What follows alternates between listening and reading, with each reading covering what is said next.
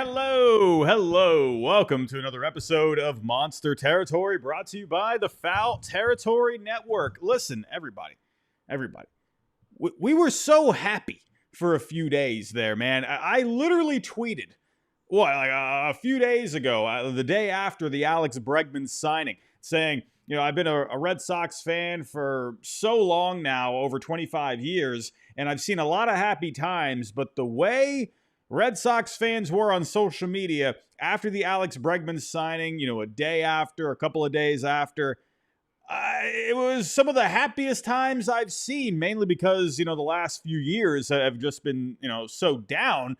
And obviously we're on such a high with Bregman, happy times were all over the place. And I'm thinking, man, it can't get any better than this. And then we had today. And there's a lot to bite into here today with Rafael Devers.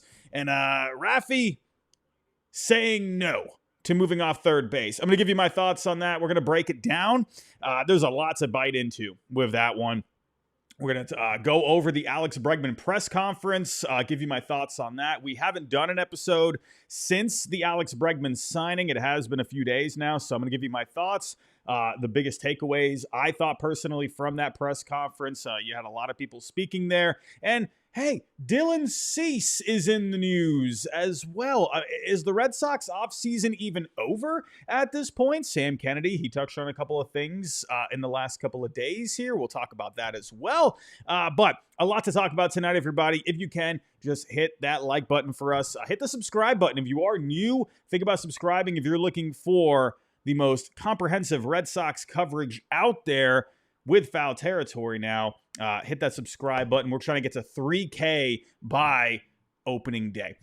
Let's dive into it here, shall we? Let's dive into it. So, man, there's a lot to bite into with this Raffy thing. But before we get into that, though, let's kind of work our way back. Let's talk a little Alex Bregman. Let's kind of go over the biggest takeaways from that. Now, Alex Bregman, first off, I just got to say, the man is looking quite handsome in the Red Sox jersey, I must say. I mean, my goodness, he's looking quite good, I got to say here. But the biggest thing with Alex Bregman that he talked about in this press conference was winning. Also, shout out to the guys over at Mass Live, Sean McAdam, Chris Cotillo, and the other guys there that are doing a great job. They covered so much. If you need, anything when it comes to quotes or whatever about from this press conference, they were all over it. So go check it out here. But Bregman, the one thing he was talking about here was just winning, and it felt like he said that word at least a million times, personally. The quote he said here, "I've been fortunate enough to be in the playoffs the first 8 years of my career, and I plan on continuing to do that here. I'm a winning player. This is a winning organization. We have winning players here, winning coaches, and I plan on winning here." I mean, my goodness, how many times is that? 5, 6 times? I feel like I have a great opportunity here. And that kind of makes me think about the contract a little bit as well. Yes, it is a short-term deal, 3 years, has opt-outs after each year. But when you consider the money that's involved, I wonder, if he sees the potential of the Red Sox here. Yeah, let's feel it out after the first year. But there's obviously a lot of things going on right now with the Red Sox. Obviously, a good amount of talent on the team now. You have obviously the number one farm system in all of Major League Baseball. He sees a lot of good things here, and I would not be surprised at all to see Bregman stay for the entire 3 years. And who knows, maybe they even work out some kind of an extension similar to what Matt Chapman did with the Giants after signing that short deal. So I wouldn't be surprised about that whatsoever. Knowing Bregman, I think that's a big thing that a lot of people weren't thinking about. Yes, we were talking about how he brings a winning pedigree to the Red Sox, but you got to think, this is a guy that has pretty much been to the postseason his entire career. I don't think the guy missed the postseason once with the Astros. He only knows going to the postseason. So I think when he was looking at the teams out there, obviously, we've chewed into this so much, obviously going to the Red Sox here, but, the Tigers were involved. The Cubs were involved. He was probably thinking, where is the best spot to where I can go make the postseason every year. And, the Tigers, they had a big offer on the table. And he definitely could have taken that. If he wanted the security, he could have taken that 6-year deal. And it looked like a pretty strong offer overall. And in the end, he took the short deal with the Red Sox because I think a part of him, yes, the money I think came into play a little bit. Obviously, a big paycheck there. But he saw a great opportunity here. And again, he said the word winning like a million times in this press conference. And then he went on to say about the contract when it came to the short-term deal. He said he believed in his abilities, right? Again, I've talked about how Bregman, he comes off like Dustin Pedroia, right? I would say a more toned down version of Pedroia, a guy that's going to compete. He's got a swagger about him. He's a guy that just has a chip on his shoulder. So I think a part of that, he almost likes that short-term deal because it gives him that motivation, right, to show everyone what he can do. And speaking of Pedroia, he actually touched on Pedroia and how Pedroia was recruiting him to come to Boston. He said here, my favorite player, Dustin Pedroia, did recruit. He reached out a few times this offseason and talked to me about how special it was to be a part of the Boston Red Sox. That was pretty cool to talk to him as well as so many other former players here in Boston and current players on the team as well. It was great. Man, I think when you think about what Pedroia can bring to the conversation there, in a recruitment process. Pedroia is one of those guys that players, in the past, today, they just respect the heck out of the guy because he was just a dirt dog player. A guy, that was that undersized player, compared to the norm, and Pedroia ended up having just a great career. And, when he had as much success as he did with the Red Sox, I think his voice, was probably very loud with Bregman. Gotta love that. To me, anytime there's a story on Pedroia, I think it's so cool. Scott Boras actually touched on this as well. I thought it was pretty funny when Boras had the hat on. That's something I never thought I would see. But Boras did touch on a lot of things here. He talked about how Bregman, this is a kind of a contract that works for him. He says here, there's some players you'd never do this for. With a guy like Bregman, he is just built with an understanding of himself, his confidence. So again, not in a way, not surprising, right, to see him take this kind of a deal to bet on himself. He goes on to say, in Bregman's case, the demand for his talent, his resume, and all of that, he got long-term offers. He got optionalities such as this contract we did with Boston, and he had to make a tough decision. We're talking about millions of dollars that he could have guaranteed, yet he chose to come here. Certainly greater annual potentials, but he certainly sacrificed a lot of the guarantee to be a Red Sox. Now, again, I think obviously money was a big factor here. I think Bregman, thinking about it from a financial point of view, he sees, okay, yeah, I can make $40 million, right? There's going to be some of it deferred as well. He probably sees that as well. Like, all right, well, cool. I'm going to make $40 million. I can opt out of the deal. We can rework some kind of a contract if that ends up being the case. But yeah, that's something I think came into play there where, yeah, he's getting $40 million. So, but again, I think the type of contract fits very well with his personality. I'm not sure what's going on here in the chat. Listen, if we're going to be saying some stuff about people signing, let's not be spreading around any weird stuff out there, please. Leave that out of the chat, please. So he goes on to say here, the idea of it, that there was a bit of a charge. Sorry, I lost my train of thought there. Boras actually talked about the Red Sox here a little bit and how he noticed something different from the Red Sox. And he said here, there was a bit of a charge, meaning the Red Sox, a bit of an onus to really return back to winning. It was probably a conversation I had with John. He expressed a sincerity and more of a passion, saying we're missing something here that should be here, that has been here, something that's been lost. And we have a strong intention to return to it. that to me, I think spoke volumes, right? That John Henry, go back to obviously the picture that Henry posted with the cigar, or his wife posted it. I thought that was pretty funny. But I think, the way things have been going in Boston here, the Red Sox are very big on public relations, very big on PR. And they saw kind of what was going on. They probably also even noticed maybe some of those ticket sales going down a little bit. I'm just saying. But, when it came to the Red Sox and the way, these past 3 seasons have gone, they knew they needed to make a change. They knew coming into this offseason, they had to do something. Now, I didn't expect them to land Juan Soto by any means, but there was definitely a different energy about them. And I'm glad John Henry read the room.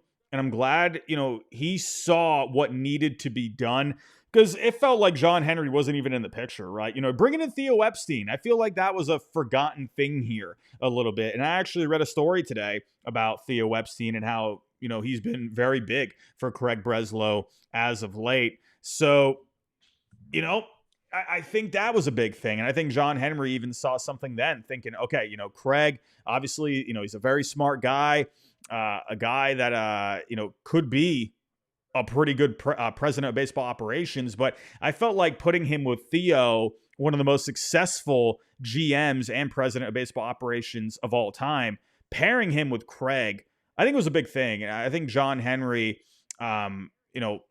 was a big part in making that happen.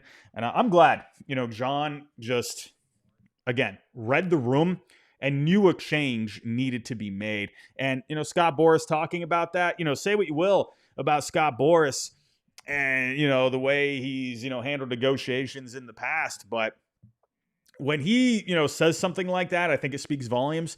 So glad to see that John Henry is back in the fold. He also, or John Henry's a bit more focused with the Red Sox now, it seems. Scott Boras did add on, saying, I think it was after Juan Soto signed, I could tell from knowing John back from the Marlins that he had a real onus about we need to do things differently than we've done before. I knew from the ownership level that they were really looking to correct what's happened the last 5 or 6 years. Go back to the whole Mookie Betts thing. That was obviously... sure, maybe the timing of signing Mookie to an extension didn't really line up with where the organization was. Obviously, the farm system was completely wrecked at the time. You didn't really have a base there, but still, I feel like you could have made a better effort at bringing back Mookie. John Henry, there's been a lot of misses over the last 5 years. So glad he's been stepping it up here. Now, moving on, let's get a little bit more into the position side of things. You know where we're going with this. We'll get into Raffy in just a second. But when it comes to Bregman and where he plays, obviously, that's still an unknown. But Cora did touch on the whole position side of things. He made a few quotes here about where Bregman is going to play. We'll talk about that later on. And again, he said that a few days ago. Right now, there's a lot of stuff going on as far as we're going to be roster-wise. We'll make the decision when we have to make it. He's a Gold Glove third baseman. He hasn't played second base in the big leagues. I do believe he can be a Gold Glove second baseman too. There's other stuff that comes into play as far as roster construction and what's better for the team and what can be the best lineup. Competition comes into play. And then he ended it by saying, he'll play in Texas. I can guarantee you that. He'll be in the lineup. Where?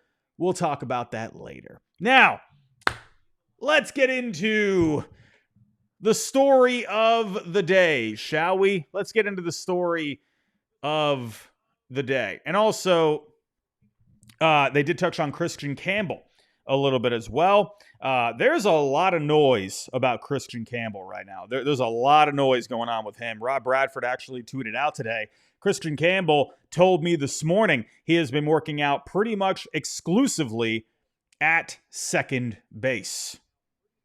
Keep that in mind. I think the Red Sox are very high on him. All the reports suggest that the Red Sox, they see a lot in Kristian Campbell, and they see a guy that could absolutely contribute to the Red Sox this year. The way he went through the minor leagues last year, my goodness, the guy has just been absolutely incredible. Right now, Kristian Campbell, it seems like he has a pretty open lane to winning the second base job. Obviously, I know Vaughn Grissom is in the mix as well, but there is just so much. I would even use the word is electricity right now with Kristian Campbell. There's just a lot of good. I don't want to say not heat. That's not the right word. There's a lot of good heat right now with Campbell.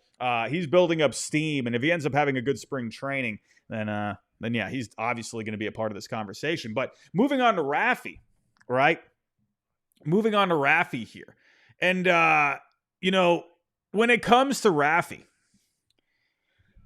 third base, this has been a talking point for a little while now when it comes to Rafael Devers at third base. And everyone, while I'm pulling up the story here, while I'm getting everything set, if you can, just hit that like button for me. That's really going to help out when it comes to the algorithm here on YouTube. But getting to the story here.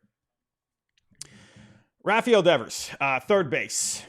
He has not been a good third baseman over the years. And actually, I have the numbers to show you just to make sure you understand here. Over the last 3 seasons, out of 160 third basemen that have played third base, or 160 third basemen that have played at least 100 innings at third base, Rafael Devers ranks 158th with negative 12 outs above average. Jake Berger comes in dead last with negative 14, followed up by Patrick Wisdom. But Raffy Devers, the numbers don't lie. I've always said this. Numbers are, or facts are loud. Numbers are louder. Sure, Raffy, when it comes to errors and whatnot, I mean, yeah, errors, whatever. He got those down a little bit. But when you're looking at the advanced metrics, when you're looking at the outs above average, when you're looking at the fielding run value, when you're looking at, his range out there, his consistency with his throws, there's been a lot of moments with Raffy over the last few years where even myself, I've wanted to pull my hair out. I will never, ever say anything about the bat. We all know the bat is amazing with Raffy. But fielding-wise, I mean, this has been a conversation now for a while. And, we'll see what ends up happening with Kristian Campbell. Who knows? Who knows? Maybe he even, has himself kind of a down spring, still needs to go work on some things. And then this conversation works itself out. But the Red Sox are obviously very high on Kristian Campbell at this point. And then you bring in Alex Bregman, where the talk with him was, yeah, he could be the second baseman. But if they really want to push Campbell to the major leagues, if they feel like he is ready, that he can handle it, well, on paper, the best thing to do would be to put Alex Bregman at third base, a Gold Glove third baseman, right? If you look at the metrics with Bregman, not the best arm, among all third basemen out there, but a guy that, makes a great play, a guy that's very consistent at the hot corner. Bregman is clearly the better third baseman than Raffy Devers. Unfortunately, Raffy took to the bench today. And I just pulled this up from Boston Sports Gordo because he's amazing at just giving you the news, and he pretty much broke it down here. Raffy was adamant that third base is his position. When asked if he would DH or play first base, he just said no, right? It was almost like, in a way, it sounded like he, was insulted at the question. And I get it, right? If you're looking at it from a pride point of view, a guy that values himself very highly. Obviously, he's the highest paid player on the Red Sox right now. Yeah, this is a guy that he's very prideful about himself. And you also have to think here from Raffy's point of view, too. He's in a pretty vulnerable position. I feel like this is not something people are talking about a lot. Yeah, we can look at the numbers, whatever. But you got to think from his point of view, he's kind of like on this little island, right? You're bringing in Bregman. Everyone's, very happy about that move, right? Because it makes your team better. But from his point of view, a guy that, still has a lot of good things left to do in Major League Baseball, and a guy that sees himself as an everyday third baseman, he's kind of right now at the center of this talking point where everyone's, saying he stinks at something. And you got to kind of put yourself in his shoes, right? If you are very prideful about something that you do in your own life, and everyone is saying to you that you need to stop doing that and you need to, go do something else, well, then how are you going to feel, right? So I think that's something we need to consider as well with Raffy. Obviously, he's a huge part of the organization, and I think he's going to go down as one of the best Red Sox players of all time. But, if you're looking at it from the point of view, what is going to be the best for the team? It's clearly Bregman at third base. Clearly. And Raffy, it's almost like today when he was talking about it, it's almost like it took him by surprise, but in a way, it's like he almost knew at the same time. This has clearly been a conversation. So, there's a lot of layers with this, right? Another point to look at is Alex Cora. Alex Cora was pretty stern about this, right? Raffy, he pretty much just said no. He also said here, also making sure I say everything here. He said he wouldn't rule out that you could have some conversations moving forward. But if you kind of listen to the way he was speaking, he pretty much said, no, I'm the third baseman. Maybe we could have a conversation about it, but, whatever. There's always room to have a talk, but I'm the third baseman, right?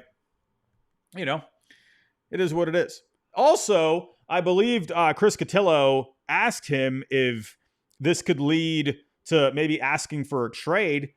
I saw a lot of people getting on to Chris Cotillo about that today. It was kind of one of those things where, okay, well, if the Red Sox want to have Bregman at third base, but Raffy doesn't want to move off third base, I could see where the question comes from, because it's like, okay, well, what's the next step here? If you're not moving, if you don't want to move, well then what are we doing, right? So I saw a lot of people say maybe the question was a little bit too much. I can understand it. Was it needed? There's an argument there. There's a debate there. But from a reporter's point of view, if they're trying to get as much information as possible, I get it, right? I could see, though, maybe it was a little bit of a bit of an interesting question to ask, I'll say. But it is what it is. But he did say that, he basically hinted that he wouldn't rule it out. Anyway, I don't think Raffy's getting traded. We'll talk about that in just a second. Now, Cora.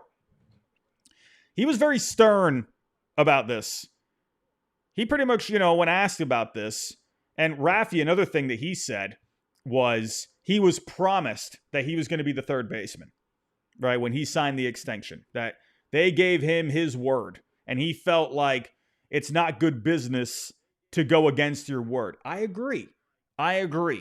Yes. When one of a man's best things is his word, right? And if you give a man your word, then you should live by it. However, that man is not here anymore in Chaim Bloom. Chaim Bloom was the guy here in charge when they got the extension done. Now, I know, obviously, at the same ownership group, but in the end, when it came from a baseball decisions point of view, Chaim Bloom was the guy. He's now with the Cardinals, and that's what Alex Cora said here today. He made it clear that Chaim Bloom was no longer there, and he was in St. Louis. Pretty much hinting at the fact, Craig Breslow runs the show now. We have different people in the organization now that are making baseball decisions. If they want him off of third base, well, again, those aren't the people that gave him their word, right? Different organization or different people running the show now. Now, I saw a lot of people today talking about what the actual timeline of this. Again, there's layers to this, right? There's some things you really have to unfold. And I feel like Jared Carabas, he actually put out a pretty good tweet here. This is kind of how I feel a little bit. I have a couple of different things to say about this, but Jared put out a tweet saying the Red Sox were right to have the move off third base talk with Rafael Devers when they did. You're not going to have that talk unless Bregman signs here or Arenado is traded here. Can't blame the Red Sox for the timing of the conversation. Can't blame Devers for feeling blindsided. Now, I agree because it's kind of an awkward situation when let's say Bregman's not signed yet. Let's do a hypothetical. Let's kind of play this out here in our heads. Bregman's not signed. No Arenado trade. You go to Raffy. Hey, man, we know you're our franchise guy, but we're looking to make a move for third base, right? We want to go maybe sign Bregman, maybe trade for Arenado. Raffy obviously knew these things were going on. I mean, come on. Obviously, in this day of social media, he knows, he hears things. But if you have that conversation with him prior, and then one of those moves don't happen, well, then you're in a bit of an awkward spot now, because now you almost have to backtrack, right? I could understand the point of view where, have the conversation with him. Listen, we want to try and add someone. Would you be okay with moving off? Of course, you would ask him how he feels. And if he says no, but then you're kind of stuck in no man's land at that point, because, okay, what do you do about your pursuit now for Arenado or Bregman? And of course, the whole second base thing with Bregman, but Kristian Campbell is lighting the world on fire. So it's like, if you kind of go to Raffy prior, you're basically stuck, if he says no. So that's where, kind of really the best thing to do was to just go make the move and then have the talk. I've seen some people say, oh, they waited too long to talk with him after.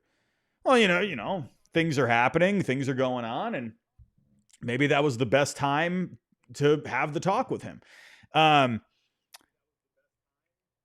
Again, I think this is interesting, because I don't really have a problem with the timeline of the talk personally. It's just my opinion, but I also see other opinions out there as well. But in the end, this is kind of my thought here. This is where I'm at when it comes to Raffy at third base. Like I said, facts are loud, numbers are louder. And my eyes don't lie to me. I've watched Raffy now every game for how many years now? Yeah, he makes some good plays here and there. There's definitely been a couple of highlight reel plays where it's like, wow, Raffy, okay. But I think you could argue that, some of those pretty good plays, maybe even a good third baseman out there maybe makes that a play like that look easy. Now, I'm not taking anything away from Raffy and the good plays that he's made, but when you look at it from guys out there that are just so good defensively, they make hard plays look routine. And but again, Raffy, he has made those good plays. But if you're looking at it from a consistency point of view, I've seen so many times ball goes off his glove. He charges in, on a weak grounder, doesn't come up with it. Maybe comes up with a weak grounder, makes a bad throw to first. It's been countless times. I can't even think of how many times something like that has happened, because it's been so many. It feels like it was almost like every night. It wasn't every night, but that's kind of how it felt with how many times I was seeing something from Raffy from a consistency point of view. Where it made you want to pull your hair out. To me personally, I think from a numbers point of view and from my eyes, from the eye test, Raffy should not be at third base. You should put the better defender at third base. And I think from Raffy's point of view, again, I understand he's coming from a vulnerable point of view there. He's coming from like a kind of a no man's land situation where everyone's against him. But to me, again, I get it. You're prideful and you should be that way. And I'm going to also put that as well. You should be that way. You should take pride in what you do. If you feel like you're good at something, you put the walls up. You put the foot down and say, "No, this is my job. I want to keep getting better at this. I want to show people what I can do." At the end of the day, he is one of the best overall players, in Major League Baseball. Well, I don't say overall when you count the defense, but when you take a look at the bat, he's one of the best overall hitters in Major League Baseball. So yeah, he takes pride in what he does. And I think he should be reacting this way. However, I do think eventually there needs to be, there needs to be, what's the right way to say this? A realistic moment where you look at yourself in the mirror and you look at what's going on with the team and you look at just all the good vibes that are happening, and you got guys that are just better at the spot that can help you. Raffy should put the guard down at some point. And again, that's nothing against him. But if the main goal is winning, if you want to win, if you want to bring championships to Boston, the best move is to go to DH. You're not going to first base because I don't think Tristan Casas is getting moved. Maybe at some point that could be the happy medium. I've talked about that before. Again, I don't think you're moving Casas at this point. I know he's come up in trade rumors a lot. Could there be some kind of a deal? I don't think so. I don't think that's going to happen. And even if you did make a move with Casas, is this really enough time to get ready for first base? Wouldn't you want to have an entire offseason to get ready for first base? Probably. I don't know. I'm not an expert by any means, but I would imagine you would at least want to know going into the offseason that there's a good shot you're playing first base, right? So you have the whole winter to prepare, not just one spring training. Then again, who knows? Maybe who knows? Maybe he could even handle it. I don't know, but that's just my opinion. DH right now seems to be the best fit. That's just kind of where I'm at. You figure out what to do with Yoshida. I do hope Raffy comes around at some point. Lou Merloni, he did touch on a story where John Valentin, the shortstop, when Nomar Garciaparra came up, Valentin was not happy when he was told that he was going to be moving off short. And Lou Merloni actually said in his Walk the Dog video a little bit earlier, he said that Valentin went home for a couple of days, right? That was quite a while ago, but eventually he came back, ended up making the move, and everything was hunky-dory. I feel like that is what is going to happen here at some point. I think, once you get a couple of sleeps, you have a couple of conversations. I do think there will be a conversation at one point. Behind closed doors, I think there's going to be a sit-down, a kumbaya kind of a thing. I think they'll figure this out. Because in the end, the goal is to win. And if you have a better third baseman defensively, clearly better, that's who you go with, especially if Kristian Campbell is ready. That is something, that we should not take lightly. Don't just think Kristian Campbell is just right off the bat, he's your second baseman, right? He does have to show he's ready, but you should be ready to make that move if the time is right. And Raffy should be open to that. Again, it's all about winning. It's all about the team, whatever you can do. And to me, if I'm Raffy, I take that on by the horns, man. If you tell me that I'm a DH, we need Bregman at third base, I'm going to be the best freaking DH alive. I'm going to go out there and try to put up better numbers than Ohtani. I'm going to just go take the world by storm. If that's what you're going to give me, all right, fine. I'll show you how good I can be at that. All right. I think in a way, try to channel it as motivation. It's kind of where I think, again, I don't know Raffy. I don't, I'm obviously not Raffy. I'm not going to speak for him, but I do hope that is the way this conversation goes. I do hope that we see a change, in the tone here. Today was not a good day. It was not a good day when you saw the way he was sitting there, defiant, a guy that was not giving it up, he wanted to stay strong. And I respect that. I think that's what he should do. But I do hope the tone of the conversation turns, and I hope that you don't have this being a distraction in spring training. You don't want, especially Bregman coming into the fold, and you got to think from Bregman's point of view. Think about this too. Think about this. I wonder actually how he feels about this. Bregman, he was in a bit of a different spot when he first came up to the major leagues. But remember, he was a shortstop. And Alex Cora, the guys there, they said, hey, we need you to be at third because we got Carlos Correa. Did Bregman, sure, Bregman, I would imagine there was probably something there, that competitive nature that he has. He probably thought, I'm better than Carlos Correa. I'm a better shortstop than him. But you know what? I'll go be the best third baseman I can be. And look what's ended up happening. He's had an extremely successful career. So I wonder what he thinks about this. All right. He's obviously the new guy there. He doesn't want to step on any toes, but I just don't want this to lead to anything in the clubhouse. That's what you don't want. That's what you don't want. You don't want to get off on the wrong foot. I hope they figure this out. I think they will figure this out. Cora, he's one of the best managers out there when it comes to this. Cora, if you're going to listen to anyone about where you should be playing, that man is the best man to talk to. That guy played every single position, pretty much, besides catcher and pitcher, really. Did he play first base? I can't even remember. Probably did, at least an inning.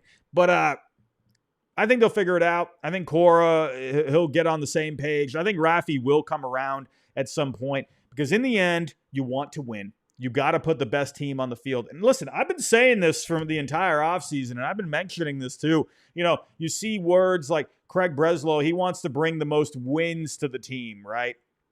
He wants to put the best team on the field. He doesn't want the best lineup. He wants the best team. So you got to think of offense and defense. He's been saying that so much this offseason. Recently saying, he wants to, have the best team offensively and defensively. He's even said that. So I'm not surprised to see this come up. I made a prediction in the beginning of the offseason that Raffy was going to get moved off a third because it was the right time to do it. You go back to David Ortiz. I know David Ortiz was not a third baseman. He was a first baseman. But go back to that. 28 years old. He was playing a little first base that year, but they eventually took him off because they're like, all right, you can't be on first. I don't think he was as prideful about playing first base as Raffy is playing third. But still, you can go to that DH spot at 28 years old. You're not too young to do it. You just got to build that mindset. I honestly really think if you put Raffy as the DH, I think that guy ends up giving you insane numbers because he can just focus on the bat. He's already so good with the bat, playing third base. Imagine what he can do focusing on that all the time. And then, also, another part of this is I think he ends up staying healthier. You're going to get him off the field. You're going to get him off his feet a little bit. The guy, once again, his shoulders are bugging him again this offseason or this spring training already. I think it keeps him healthy. You're going to have to make sure, because you're not going out there onto the field every day, you're going to have to, make sure you're keeping the weight in check a little bit. David Ortiz, he did a great job at that throughout his career. Raffy, he would have to do the same thing. But again, I'm rambling about this. I think they figure this out eventually, and they'll get it worked out. They'll get it worked out. But everyone, really quick, before I do move on here, I just want to go over tonight's sponsor. And got a great product here that I want everyone to take a little notice of. And the guys over at Foul Territory, they got the scoop for us. So let's go take a look-see. Hey, real nutrition has the power to make a real difference in people's lives. So let me talk about Orgain for a moment, please. The new 30-gram complete protein shakes really get you set up for pre or post-workout crats. And also it tastes so damn good. Tastes too good. It tastes too good. I want to have a second one because there's tons of protein shakes out there that taste terrible. This makes me feel like I'm getting a reward for my workout. Satisfy those cravings without any added sugar. All 9 essential amino acids, part of your ultra filtered protein shake. It's called Orgain. There are no quick fixes when it comes to your health. If you want more protein, give Orgain 30-gram protein shakes a try. Head to Orgain.com/FOUL30. Use code FOUL30 for 30% off your order. That's the best offer that you're going to find. It's from the FT fam. You got to use the code FOUL30 for 30% off. Give us a little shake on the way out, Kratz, so they know. Just a quick shake. Nice.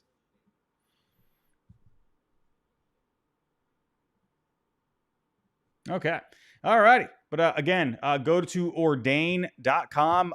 Protein shakes are very nice to have, I got to say. And they got some tasty ones over there as well.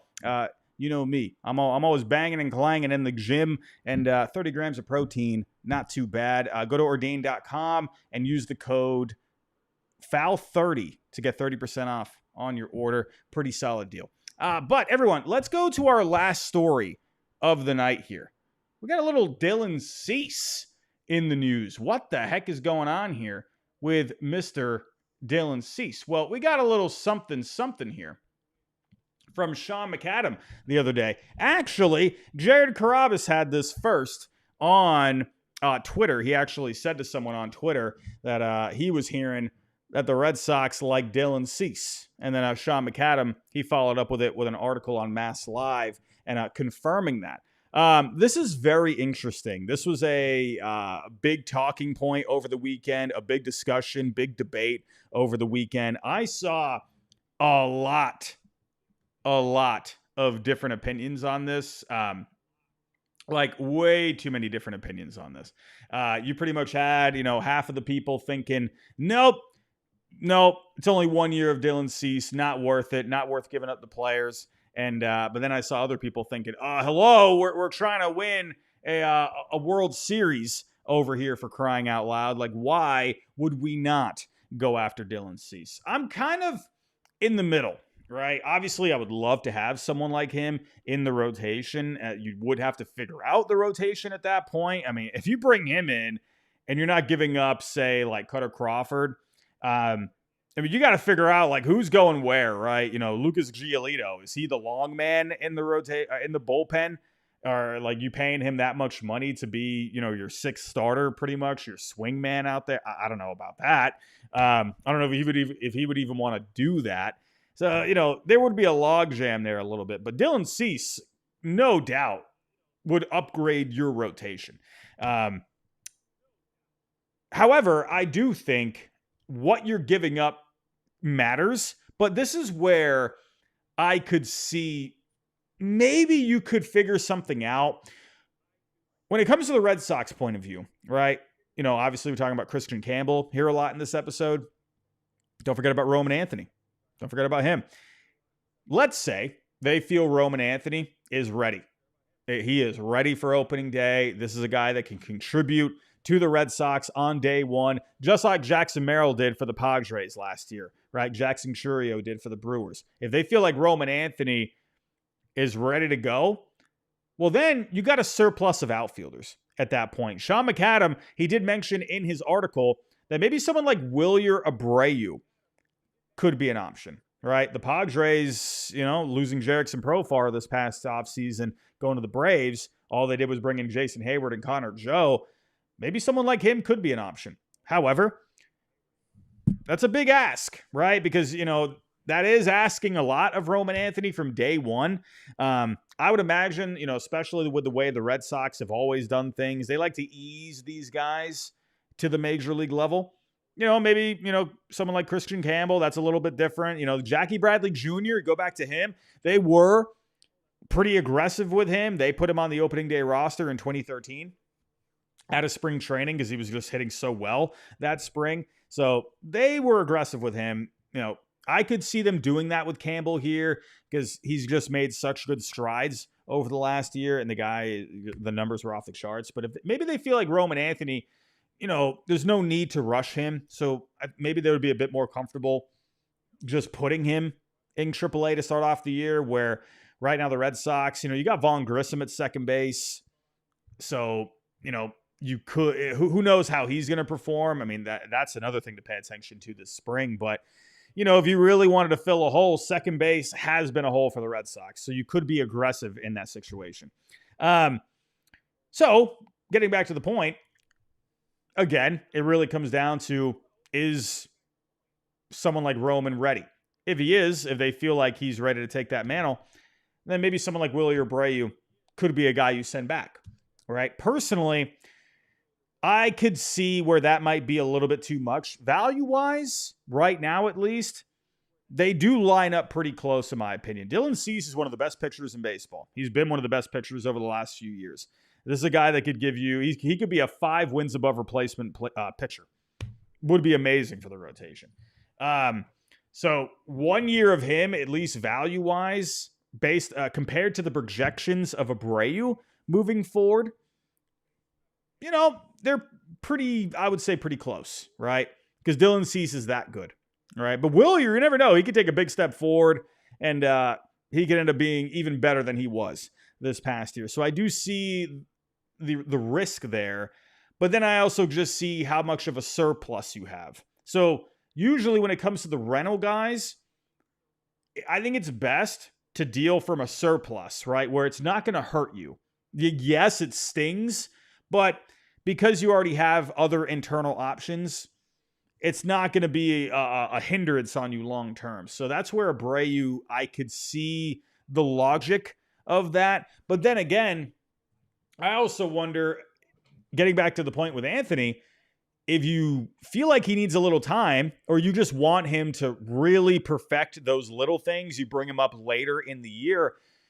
Maybe someone like Abreu doesn't need to get moved right now. Maybe you could wait until the deadline. Maybe, hold off. And then when someone else becomes available, you go for it then. Maybe Dylan Cease is still on the Padres, and, they did just bring in Nick Pivetta, so it seems like the Padres, they're wanting to compete. But let's say they're kind of falling out of it. Cease could be an option at the deadline. Well, at that point, maybe you could revisit some talks. Maybe someone like Abreu could be an option. Or, someone like Sandy Alcantara. If you feel like you need to go get a starter, maybe someone like him. You could send, Willier to the Marlins. I think that would be a pretty good get for them. So I think right now it would be cool to add Cease, but I feel like you don't need to make that move at this moment because you already have so much starting pitching. Now, I know Cutter Crawford, he's got some stuff going on with the knee. So that's something to pay attention to. Who knows? Maybe later on in spring, you could maybe revisit this. Rob Bradford did put out today that Dylan Cease to the Red Sox is a long shot. Red Sox have no intention of including Willier Abreu in any such deal. So, again, when you're looking at it from a roster point of view with Anthony, Willier could make some sense to use in a deal at some point. But I could also see the argument where you would rather use him to go land a guy that's under more control, right? Because he already has so much control of his own. So maybe someone like Sandy Alcantara could make some sense. Do a package with Willier, maybe a couple other guys, and you can go do something there. We'll see. I feel like Dylan Cease is probably not going to happen unless an injury happens. If you find out Cutter Crawford could miss a lot of time. But then again, the Red Sox, you got guys like Richard Fitz, maybe even Quinn Priester can do something there. You have guys. I feel like Cease, you don't need to do this right now. Maybe later on. That's kind of where I'm at. Would it be cool? Would it be cool to go live and be like, oh my goodness, the Red Sox just traded for Dylan Cease? I mean, yeah, that would be awesome, right? It'd be exciting. But I feel like you don't need to do it right now, And maybe the Red Sox, again, maybe they're making a phone call, and that doesn't mean you have to do something at this moment. There's always time. I know other teams get in the mix, but we'll see. But then again, you got some other teams out there, right? Frankie Montas with the Mets. He's down. Maybe the Mets make a phone call here, and they feel like, they're a team that could be a bit more aggressive. The Red Sox, they don't need to really be aggressive right now. I don't see it happening. It was pretty fun to talk about over the weekend. I just don't see Willier being used as a guy here for a 1-year rental. Because Dylan Cease is going out into the free agent market. He's a Scott Boras client, right? You're not going to give up Willier easily. He's a good player.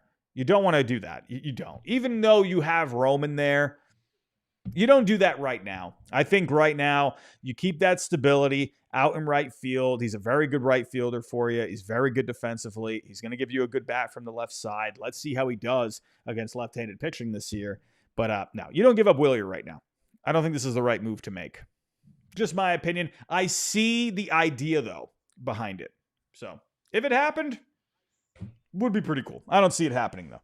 Lock Smart. I'm not sure why the hate on Richard Fitz. Do not hate on my man, Richard Fitz. I'm not going to say the nickname out loud because this is a family-friendly show, but do not hate on the man, Richard Fitz. That guy could do some things. He's pretty good. But everyone, I'm going to wrap it up right there. There was a lot to talk about. I know I was kind of bouncing around a little bit. There was a lot of layers with the Raffy stuff. That's going to be interesting. I'll say it one more time. I do think that's going to work itself out. Hopefully this doesn't turn into anything. You know, I'm not even going to get into the conversation of trades. We're not doing that. He's not getting traded. That's not happening. No way. Even though people talked about it today, I'm not going to dive into it because I just don't think that's realistic. But we'll keep an eye on this. We'll keep our ears open. I'm sure there's going to be a lot more to come about this over the next couple of days, over the next week or so. We will see. But everyone, I'm going to wrap it up right there. If you come on the way out, hit that like button for me. Subscribe if you're new, if you're with us here on YouTube. If you are listening in audio form, whether that's Spotify, Google, wherever it may be, wherever you listen to your favorite podcast, give us a 5-star review. We are trying to grow in the podcast territory. We're doing okay here on YouTube, but we got to start building up the podcast a little bit. But everyone, that's all I got here for tonight. I'll talk to you next time.